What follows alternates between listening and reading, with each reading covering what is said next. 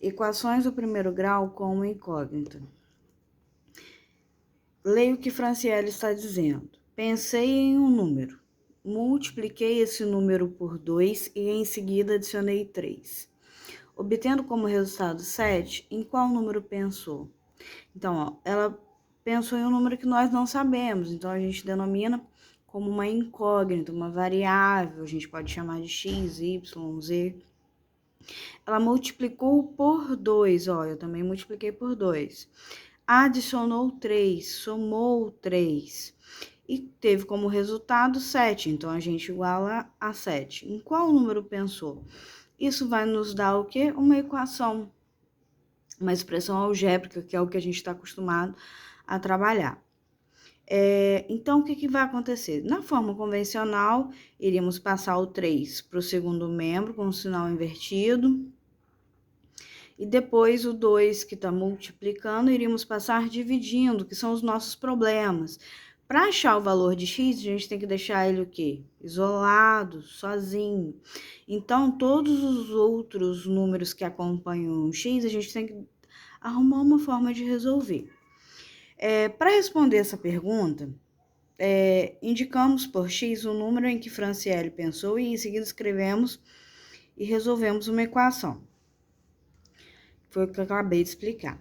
Só que existem outras formas de resolver, que são chamados princípios aditivos e multiplicativos da igualdade. Nós temos aqui a equação convencional. O que ele faz? Qual o nosso problema nesse caso aqui? Primeiro, nós resolveríamos como? Nós iríamos pegar o 3 e iríamos passar para o segundo membro com o sinal invertido, certo? No princípio aditivo, a gente vai colocar o mesmo valor, só com o sinal trocado. Só que quando a gente coloca no primeiro membro, a gente tem que colocar no segundo membro também. Então, ficaria como? 2x mais 3 menos 3 igual a 7 menos 3. Por quê? Porque aí, o que aconteceria aqui? Nós temos 3, devemos 3, vamos ficar com o quê? Nada, zero. E o menos 3 que foi colocado aqui, nós resolveríamos. 7 menos 3, 4. Voltaríamos aqui. Qual o nosso problema agora? O 2 que está multiplicando o x. Então, qual a operação inversa da multiplicação? A divisão. Então, a gente vai dividir o primeiro membro por 2 e vai dividir o segundo membro por 2. 2x dividido por 2, 2 por 2, 1. 4 por 2, 2. Resolvemos a equação. Quando nós colocamos uma subtração ou uma adição, nós chamamos de princípio aditivo. E quando a gente coloca uma divisão ou uma multiplicação, a gente fala que é o termo multiplicativo. Ó, tá aqui embaixo. Lembre-se que adicionamos ou subtraímos um mesmo número dos dois membros de uma igualdade.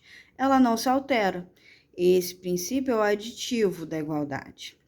Agora, quando a gente multiplica ou divide os dois membros de uma igualdade por um mesmo número diferente de zero, porque não existe nenhuma divisão por zero, ela não se altera. Esse é o princípio multiplicativo da igualdade. Agora, a gente vai ver um outro exemplo, usando aquela mesma equação. Tá vendo a balança? Ó? Agora, observe a balança em equilíbrio. Qual é a massa em cada caixa, sabendo que todas elas têm a mesma massa? A gente sabe quanto que tem aqui? Não, porque a gente não sabe o valor, mas sabemos o valor do peso. Aqui, nós sabemos? Não, nós sabemos, aliás, sabemos, que tá determinado, ó, 2 mais 2 mais 3. Então, aqui a gente sabe que a gente tem 7 quilos de um lado da balança. Do outro lado da balança, nós temos 3 quilos e temos duas caixas que a gente não sabe. A gente vai chamar de quê? X. Então, a gente tem duas caixas, 2 vezes X, mais um peso que é 3. Que vai ser igual ao que tem do outro lado da balança? 7. Então, para ela ficar em equilíbrio, eles têm que ter o quê? O mesmo valor de um lado e do outro da balança. Então, a gente colocou o quê? Igualdade. Então, aqui a gente tem a massa no prato da esquerda e a massa no prato da direita. Aí, como que a gente vai fazer para resolver? É como ele deu o exemplo aqui, ó.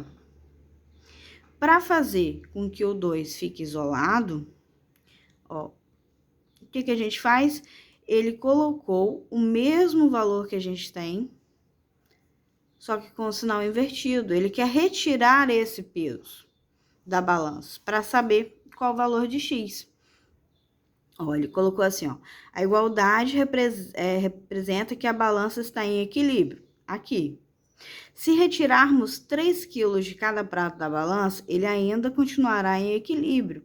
Por isso que ele está falando, ó, nós tiramos 3, ó, menos 3 e menos 3, ela ainda vai continuar em equilíbrio. Agora, se dividirmos por 2 cada membro da equação, ou seja, se considerarmos apenas a metade da massa de cada prato, a balança ainda continuará em equilíbrio. E a gente vai descobrir que o valor de x é igual a 2.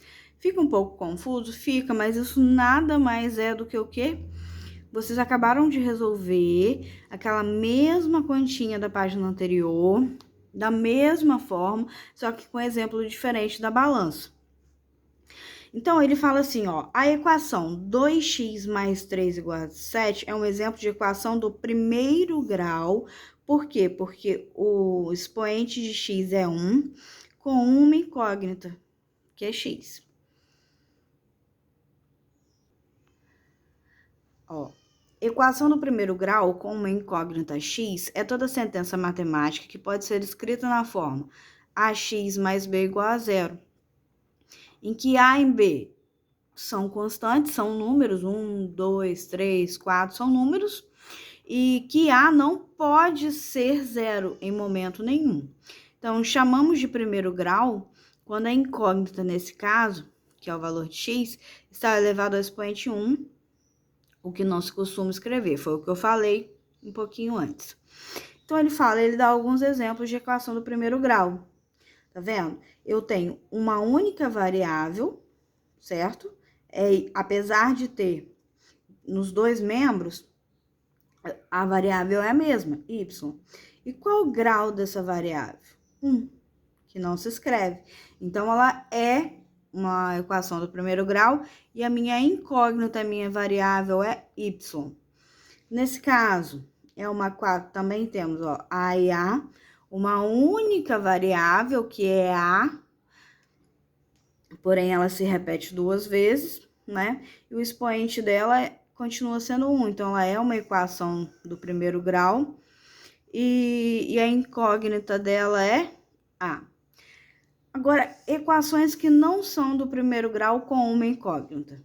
Aqui, nós temos duas incógnitas, Z e W. Então, ela não é do primeiro, ela é do primeiro grau, só que não é com uma incógnita. E a segunda, ela não é do primeiro grau, por quê? Porque o valor da minha incógnita, o expoente da minha incógnita é 2. Então, ela não é do primeiro grau, ela é do segundo grau. Aí, na atividade da página 104, ele pede para determinar quais as sentenças abaixo são equações do primeiro grau com uma única incógnita e pede para que você justifique as que não são. Então, ó, a primeira, eu tenho o x e o valor do expoente do x é 1, então ele é. A da segunda, o expoente é 2, então não é. A da terceira, o sinal que divide os dois membros é o sinal de maior. Então, ela não é uma equação, ela é uma inequação. Vocês têm que ficar atentos aos expoentes, às incógnitas e ao sinal. Então, ela também não é. A segunda só tem uma variável e o grau é 1. Na quinta, ó, a variável aparece 2 vezes, porém é uma única variável, o expoente dela também é 1, então ela é uma equação do primeiro grau. Na segunda, para vocês descobrirem, ó, aparece 2 vezes, porém é uma multiplicação. Quando vocês multiplicam K vezes K, o que vai acontecer? Ó, mesma base, repete e multiplica os expoentes. 1 com 1, 2. Menos K vezes menos 1, mais com menos K vezes 1, K é igual a 5. Então, vai dar, tá com expoente 2, é uma equação do segundo grau, então não determina nesse exercício. A segunda, nós temos 2 variáveis, então não é. E a última, nós temos uma única variável e o grau também 1. Então, ele pede para vocês resolverem, vocês vão resolver, né? E no final, ele pede para que você, para cada sentença que você não assinalou como equação do primeiro grau, como incógnita, justifique por quê. Eu fui falando no decorrer. Aí vocês vão justificar, tudo bem? Na próxima questão, na questão 2, ele fala o seguinte: César gastou R$145 em uma loja. Ele comprou um cinto de R$35 e um par de sapatos. Quanto ele pagou pelos sapatos? Ele gastou com total o quê? R$145. A gente sabe que ele gastou 145. Ele comprou um cinto no valor de R$35. Então, 35 aparece uma vez só. E um par de sapatos. Só que a gente sabe quanto que ele pagou pelos sapatos? Não. É o que a gente quer descobrir. Então, eu tenho que o valor do cinto mais o valor dos sapatos é igual a R$145. Então, qual seria a... Assinale e resolva aquela que pode solucionar. Então, vamos lá. Só que, tá vendo? Todas as equações aqui, nós já sabemos qual é, porque já está marcado no livro, ela está arrumada. Aqui deu 145 igual a 35 mais x. Mas se a gente arrumar, ele quer saber o valor de x. A nossa variável fica o quê? Sozinha. Então, o que iria acontecer? O meu 35 iria passar para lá o quê? Iria ficar 145 menos 35. Porque ele está aqui positivo, iria passar para lá como negativo. Então, qual seria a real equação? Essa. Aí, ele pede para solucionar. Vocês vão solucionar 145 menos 35. Aqui já está o resultado. Aí, na terceira questão, ele pede assim, ó, escreva a equação associada a cada situação, em seguida resolva. Ó, o triplo da quantidade de Adilson mais 14 é igual a 50. O triplo da quantidade de Adilson. Eu sei que quantidade? Não. Então, vai ser 3 vezes a quantidade que eu não sei quanto que ele tem. Mais 14 é igual a 50. Armou, resolve. Mesma coisa vocês vão fazer com a letra B. Na quarta questão, sabendo que o perímetro de cada polígono regular apresentado a seguir é 60, escreva e resolva uma equação que permite calcular a medida em centímetro de seus lados. O que é perímetro? A soma de todos os lados. Mas como esse é um polígono regular e nós sabemos que polígono regular tem todos os lados iguais, o que vocês vão fazer? Se é um triângulo, vocês vão multiplicar 3 vezes o valor.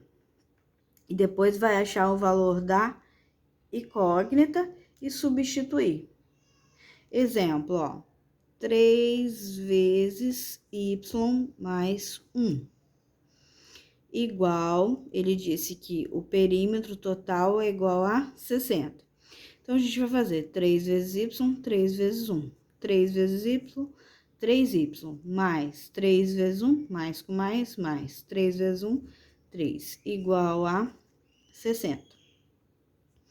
3y vai ser igual a 60 menos 3, y vai ser igual a 53, y vai ser igual a 57. O 3 não tá multiplicando, vai passar para lá dividindo. Y vai ser igual a 19. Quando vocês acharem o valor de y, acabou? Não, vocês têm que determinar o valor do lado. E aqui tá dizendo que o valor do lado é y mais 1. Então, a gente sabe que y é quem? 19. Então, 19 mais 1, 20. Portanto, o perímetro. Portanto, cada lado mede 20 centímetros. Ok? Vocês vão fazer com as outras questões.